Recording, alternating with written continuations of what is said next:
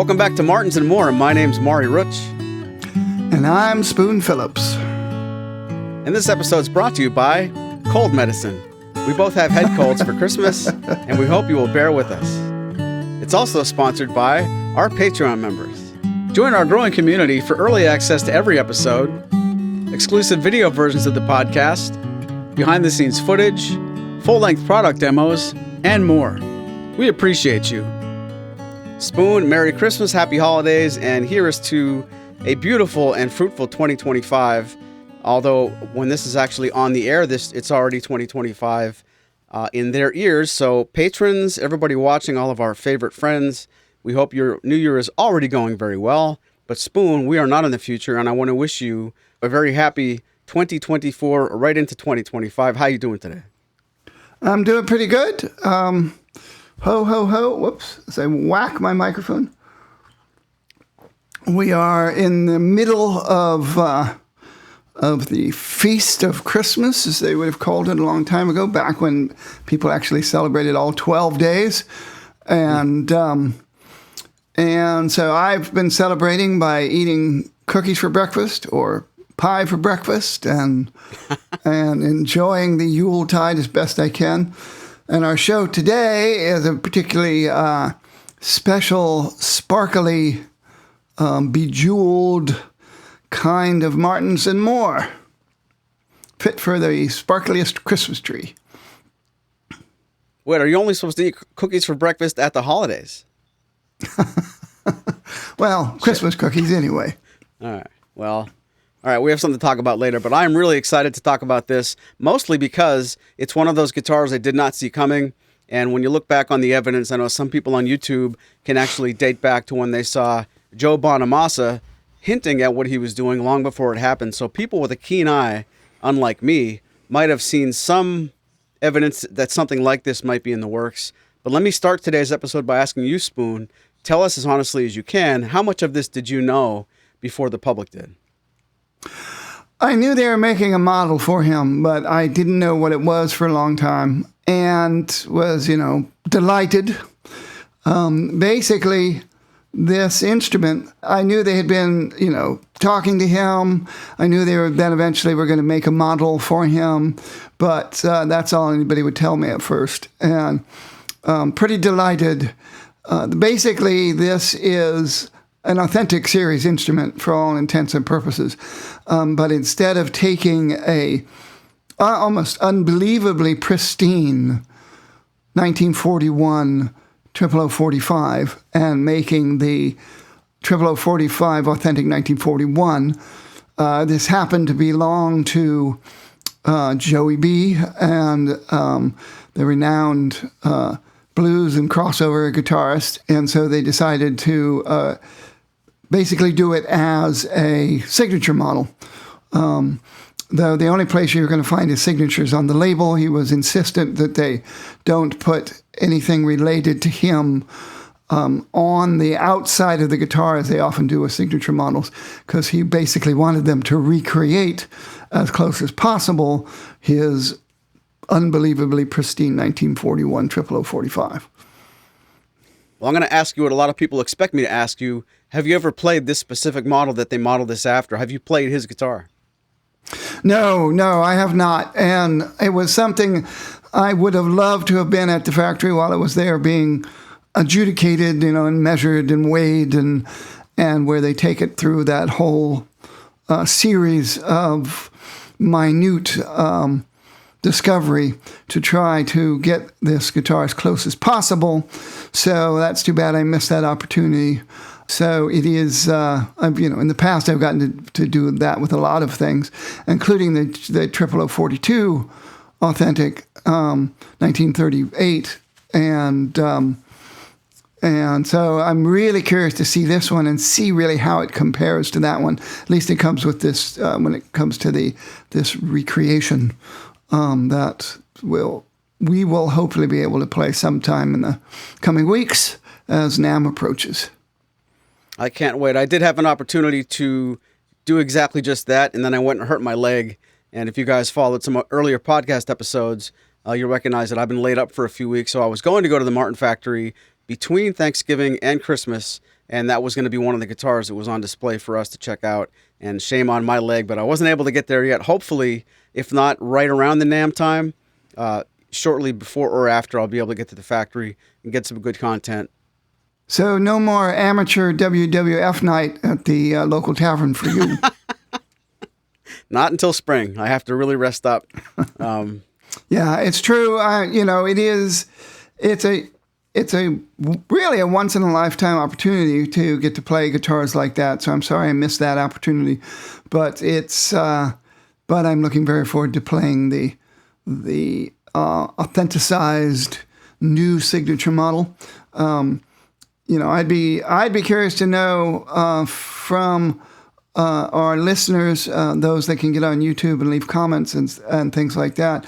How many authentic series instruments have you played, and how do you think they might differ from the I won't call them regular Martins, but the standard series Martins and the regular top shelf Martins? I've definitely found there's a difference, and it's interesting that they've now started moving away from the authentic series and starting to do these kind of celebrity authenticized models.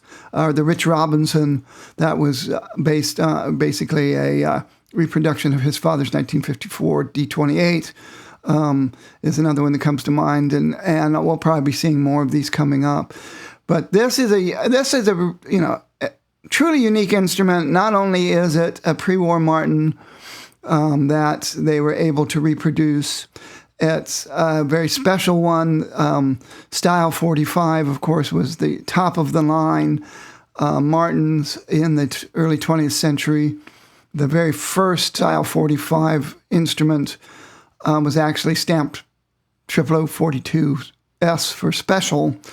And what sets Style 45 apart from Style 42 and other Martins is the abalone inlay is also on the sides and the back, and also right along the neck joint, the V of the neck joint, and it really requires considerably more work hours in terms of the labor involved by the the specialists, the incredible craftsmen and nowadays craftswomen who do the pearl inlay for these instruments.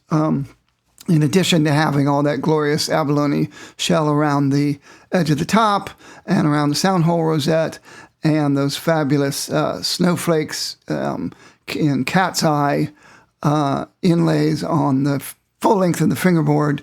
This instrument, a 0045, first existed in this form in 1934, and when they switched over all of their main guitars to 14-fret versions, what they would have called orchestra models in those days.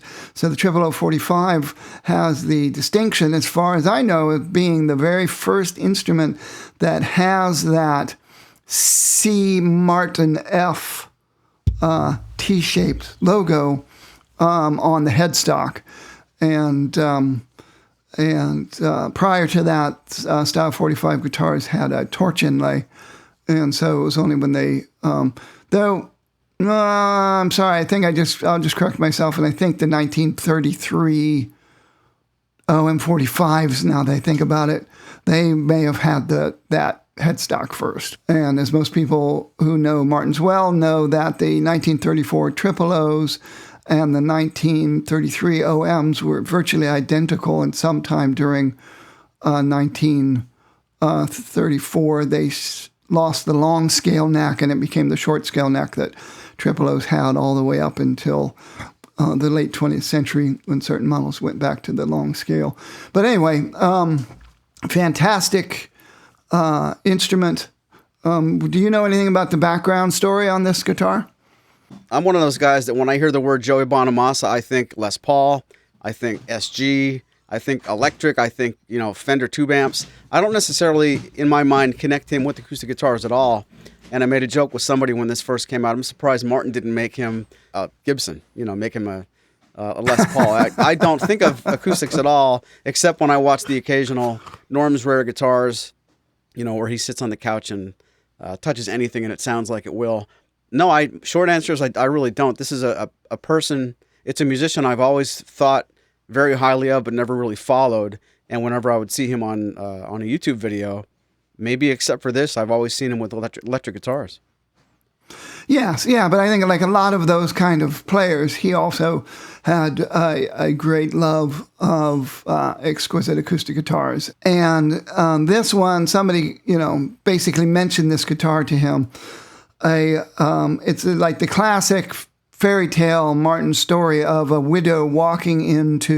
elderly widow walking into a guitar store with a museum-worthy, pristine pre-war Martin guitar, having no idea of its value.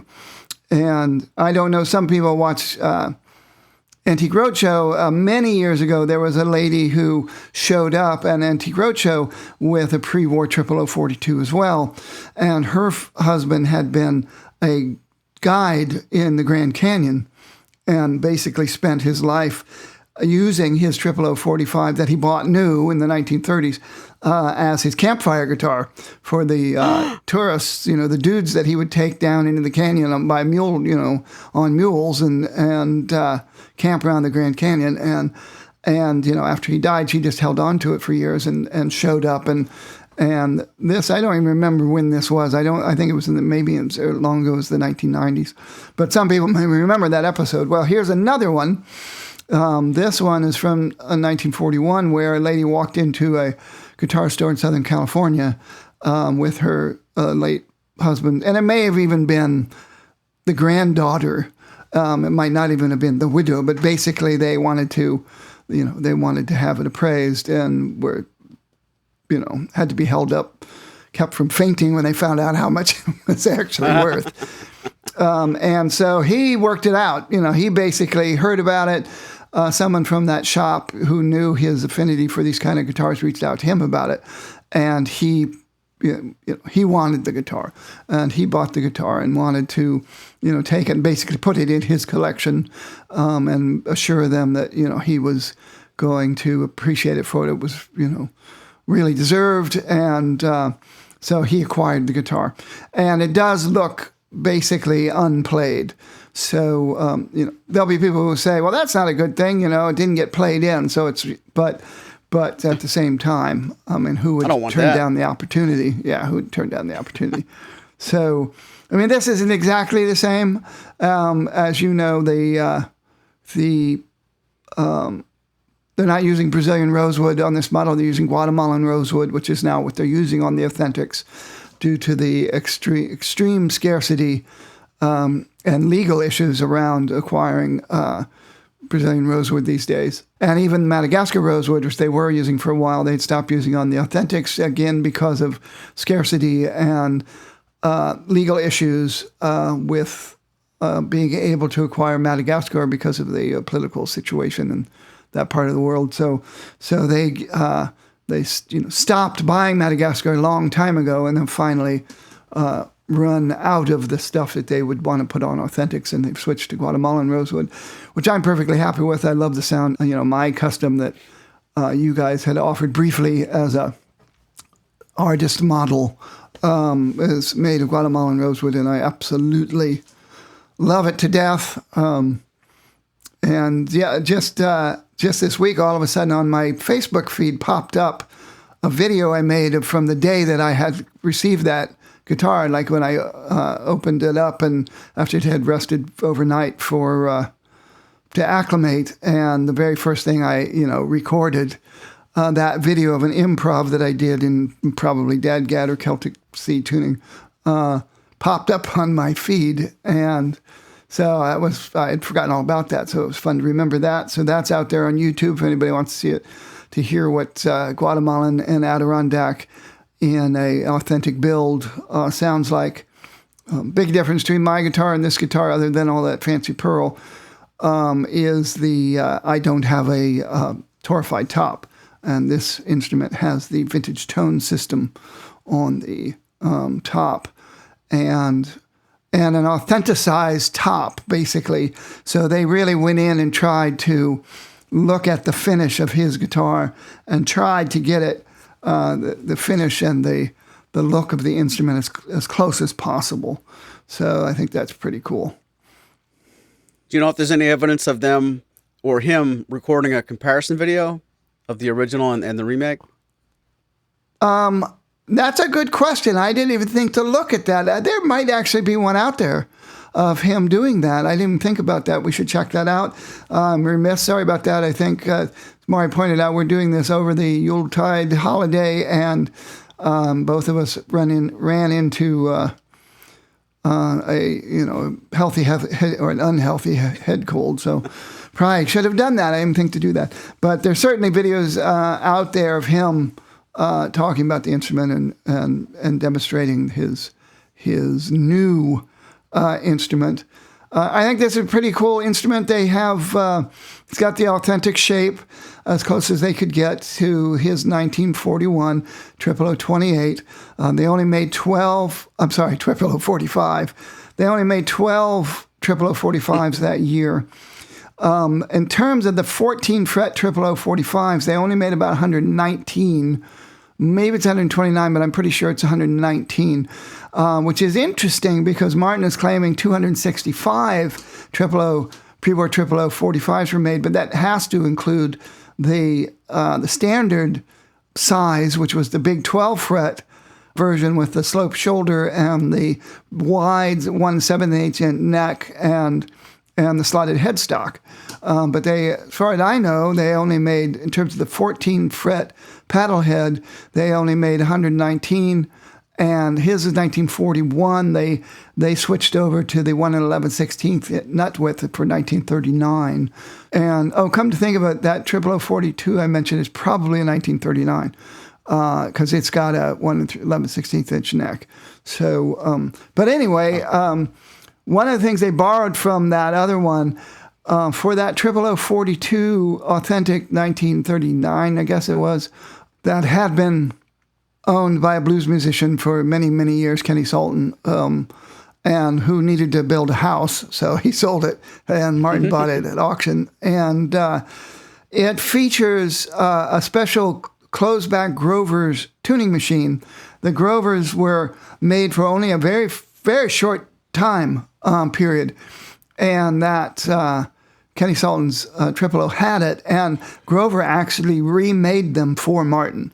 They actually custom made these closed back tuners for Martin, and it looks to me like they're using the exact same tuner on this instrument.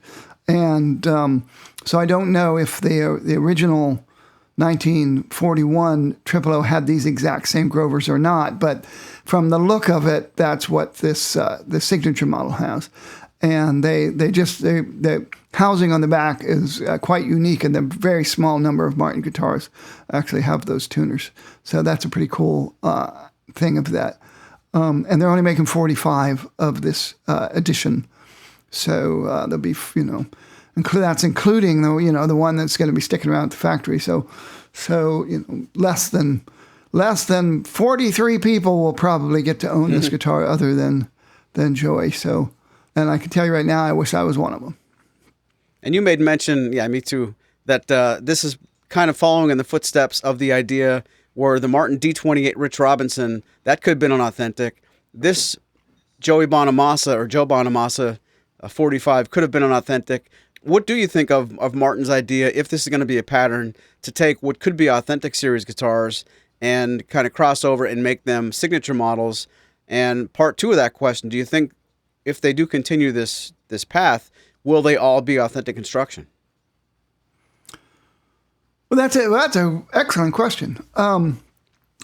If you think about back when they made the D45 Stephen Stills, and in those days they still, took that guitar and they weighed it and they measured it and they did all those things to it, and they went through the prototypes, and he with the artist, and he was very picky about the how wide the binding was and stuff like that, and they actually went through changes to get that just right.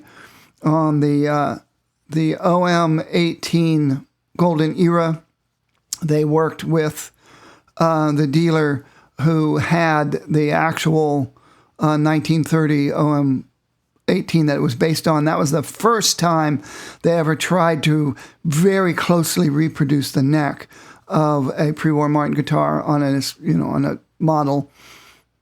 And ironically, it's one of the pointiest V-necks they had in 1930. So it was not like all the other 1930 necks. So I was very disappointed in that. That's the one I did get to play the original guitar while they were working on the edition and for the Golden Era series, and was it was very pointy for my hand. But anyway, so this is something that's evolved over the years. And then when they came out, the original Authentic series, they basically were trying to make them the way they used to make them. And people will find with the original D18 Authentic, which were those guitars were not based on one specific guitar like the Authentic series that came out later. They changed those. So if you look at the ones from the first year until like the fourth year that they made those, there is some difference in the width of the purfling on the top or the depth of the binding on the side and stuff like that. And they continued to tweak them. And once they really felt they had it down, then they discontinued those. And that's when they came out with the Authentic series, where they've decided to take one museum-worthy Martin that was still in all original condition and remake it. So now we're heading into this era of they're doing this, at least with celebrities who have really great old Martins in good enough original shape to do this with. I would say yes. That was the long answer. The short answer is yes, I think they're going to try to do this, but not always. I mean, obviously, we've just had some signature models come out that were not based on somebody's Martin, even though they owned Martins. So I think, first of all, it's got to be old enough to be different enough and come from a classic era for them to want to do this. And but I hope they keep doing it, and I hope it means more and more Martins made with the authentic style construction and trying to make it as close to a 1950s Martin or a 1940s Martin or a 1930s Martin as possible. Well, that really good answer makes me want to rephrase the question or maybe just ask a new one that's very similar. Will you be surprised if, I don't want to say that all signature models from Martin will end up being authentics, but will all future authentic models be signatures? I would be curious to find that out. I think if somebody shows up at the museum with an amazing pristine instrument, or they go to an auction and they get an amazing pristine instrument that hasn't had an authentic version, they may continue to do this. I hope they do, but I'm glad they're branching out to these signature models. Me too. A 00045 authentic is a pricey instrument, and it's not a dreadnought. And so putting a celebrity signature model on it, whether you like, whoever's listening to this, you approve of artist signature models or not, is definitely going to help sell the instrument. There will definitely be people who would not have bought it if it wasn't for this celebrity association. And there's going to be people who would not have bought it because of the celebrity association, except they got to play it, and it was a spectacular guitar, which is how I came by my Lawrence Juber signature models that I've owned. I didn't buy them because of Lawrence. I was not familiar with his solo music at the time. I hadn't met him yet. We became friends over the years, but I didn't buy that guitar because of Lawrence Juber. I bought it because of the guitar, and I'm sure that's going to continue to happen. So long as they don't put Maury Rutch on the fingerboard in big purple letters. I think these kind of models will still be made as authentic as possible, and the only celebrity connection is going to be on the label where he signs the label. Well, I have things I want to tell you about that off camera, but I do think it was genius to get somebody like Joe Bonamassa attached to this, mainly not even as much as just his credibility as a guitar player, but as a collector. And I think you can probably find an example of another really, really talented guitar player who has, for example, 4 or 5 guitars. If one of those guitars is old, you can kind of reverse engineer and go back to this idea and make the 2025 XYZ model because that guy has that one guitar. I think you can make the real valid argument that, and I don't know his history as much as someone else might, he comes across as, Joe does, as being as much a guitar collector and wants to keep history alive as much as he wants to play. Like he's keeping the blues alive. He seems to be somebody who would have as much enjoyment making sure that this guitar and this time period from Martin guitars gets carried on forward as much as he is a player, if that makes sense. Yes, it does. And I'm not sure we could say the same about Rich Robinson in his case, but I think in this case you're absolutely right. And I think so. I don't think it's a bad thing that this is a celebrity signature model as opposed to just being an authentic series model. And I do think we'll see more of this. If you look back, think of the ones they could have done had the authentic series come out before the signature models. If you think about the original Clapton models, the Elizabeth Cotton 0018, the Woody Guthrie 0018, ones that were based on artists that had guitars that were in the 30s and 40s, and what you basically got was a vintage series guitar with a Sitka spruce top and modern white glue and the generic modified V-neck and those kind of things. So some lost opportunities there, but there'll be ones in the future coming up. You had asked me about string spacing. String spacing is 2 and 5/32, so it's unique to this instrument compared to other authentic instruments, and this has happened before. The OM28 authentic has 2 and 5/16, and when most OMs that you would have purchased in the 1930s had 2 and 3/8.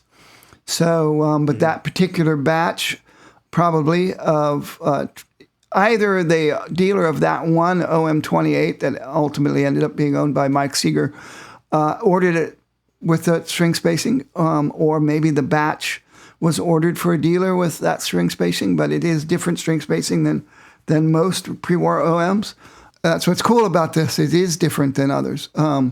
So not only is it the unique string spacing and the unique neck shape, the interesting tuning machines, it's there's something I can't remember if this is mentioned in the specs or not. So I'm not going to mention any more about what's authentic about this, but because it's not mentioned in the specs, so I don't know if he talks about it in videos or not.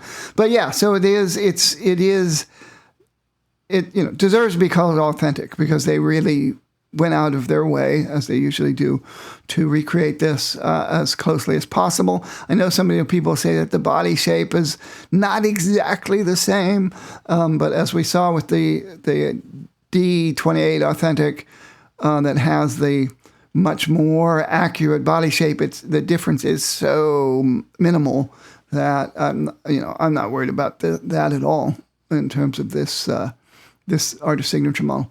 But you're getting all that amazing inlay. Some people don't realize this, that they're going to see this and think it's a 42 because of the inlay on the fretboard.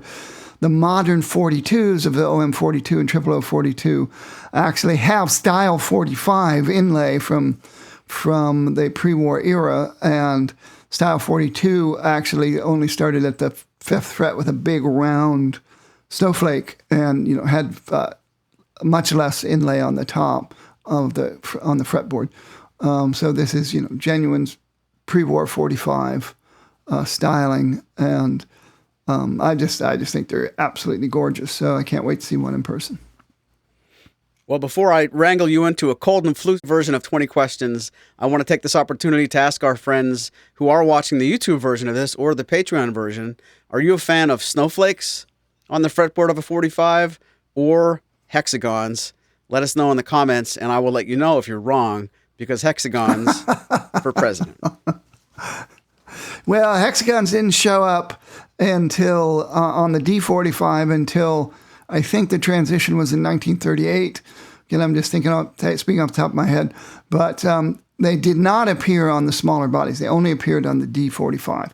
So the 0045 and 0045 kept the snowflake pattern all the way up until 1942, when Martin stopped making pearl inlay guitars due to the austerity of the Second World War, and didn't bring them back again until the 1970s. The first ones were OM45s that were made as a special order for Eric Schoenberg at, I can't remember the name of the guitar store in Pittsburgh, but off the top of my head. But he made one small batch of OM45s. Excuse me. And then they came out with the D45 at basically around that same time. Then the 00045, they made 12-fret 0045s in the 70s that have hexagons. So you basically only got hexagons on your 45s in the 1970s and 1980s and up to 1990 when they came out with the OM45. All of them had hexagons. It was only when they came back with those Guitar of the Month guitars and ultimately the Vintage Series guitars when they went back to Snowflakes on the non-dreadnoughts. But anyway, I love the Snowflakes, but I also love the hexagons too. So I will say I'm happy these have snowflakes, but if it had hexagons, I'd love to have one anyway. All right. It sounds like you're putting up with hexagons the way you say that, but I'm going to let it pass this time. No, I think the hexagons on D45s look fabulous, and particularly in person, and especially yours. So thank you. That's what I was waiting for. And now it's time for 20 questions. Wow, 20 questions. So here is a game that we love to play where one of us, either the smart guy, who's Maury, or the wise guy, who's Spoon, thinks up a guitar that is being still made or at least available for sale by C.F. Martin and Company, and the other gets 20 questions to guess what that is, and 3 of those questions are allowed to be guesses of specific models. Now, since it's been a while since we've had a normal program, since we've been featuring some guest artists and stuff. So I'd say it's almost a coin flip of who gets to guess this time. What do you think? I think it's a pick flip. Charmed Life CLT, call it blank or logo? Blank. Best out of 3?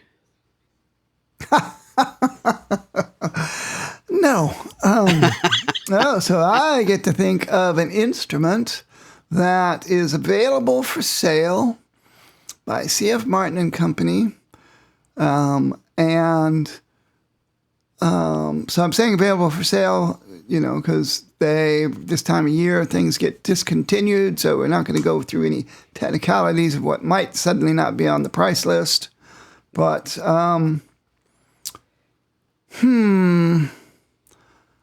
I think I'm zeroing in on a Martin guitar that is still available today. And so we have 20 questions on the clock now. Does this guitar have snowflakes on the fretboard?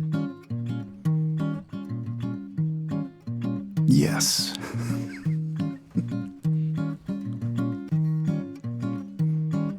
Is this the Joe Bonamassa Martin guitar? No. It's 2 questions. Shot my shot. Is this guitar limited edition? No. 3 questions.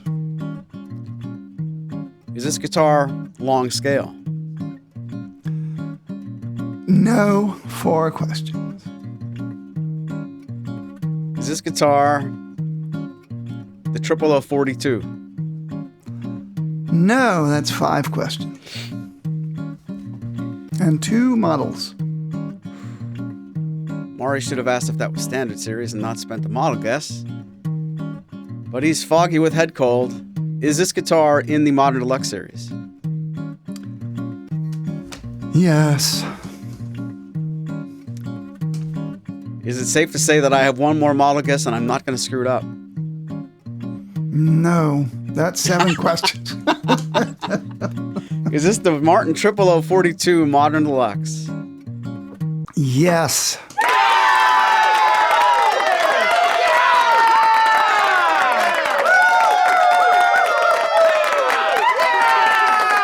I should have thought that out better in terms of how many guesses would it take you to get that. But well, I almost blew it with too many model names. I got too cocky. This is season 6. I can't keep asking, is it the model we just talked about? 2 questions in. I got to get over that. I couldn't agree more. But you did it. You figured it out. Well, I wonder how many people got there before you. But well, let us know in the comments if you are watching this on YouTube. Did you know it before I did? Did you fall for it like I did? And we just want to say thank you very much for hanging with us. This is going to be a fun season.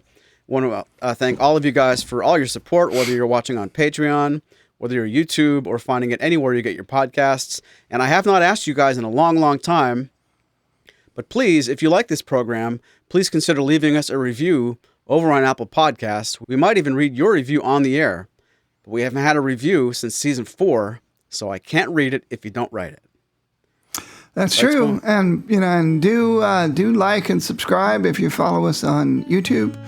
And we're definitely interested in hearing your opinions and ideas of episodes you would like to hear about Martins and more. And the more means it doesn't have to be about Martin, although we tend to focus on acoustic guitars most of the time. And with that, from all of us at Martins and More, thanks for listening. Hear you later.